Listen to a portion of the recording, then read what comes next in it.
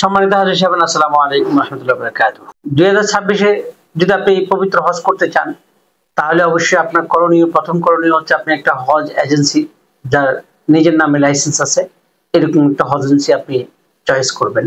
আর এটা করার পরে ওই হজ এজেন্সি থেকে বিগত বছরগুলোতে যেসব হাজির সাহেবান গেছেন ওনাদের সাথে কথা বলবেন, ওই এজেন্সি কেমন সার্ভিস দেন এটা নিশ্চিত হয়ে নিন। এরপরে ওই হজ এজেন্সিতে নিজে গিয়ে মান রিসিট করে টাকা জমা দিয়ে 2026-এর হজ রেজিস্ট্রেশন কনফার্ম করুন।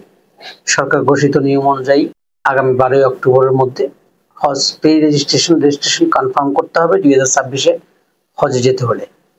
ইনশাআল্লাহ আমরা আমাদের হাজিদেরকে সঠিকভাবে সার্ভিস দেই। আমাদের সকল প্যাকেজের মধ্যে আপনি 0 মিটারের মধ্যেই আপনি 5 ওয়াক্ত নামাজ মসজিদে হারামে পড়ার ব্যবস্থা আছে, এটা অনায়াসেই পড়তে পারবেন। আমার 3টা প্যাকেজ আছে।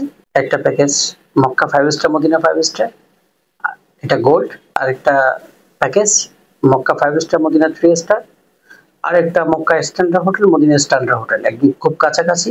এটা হচ্ছে 250 মিটারের মধ্যে।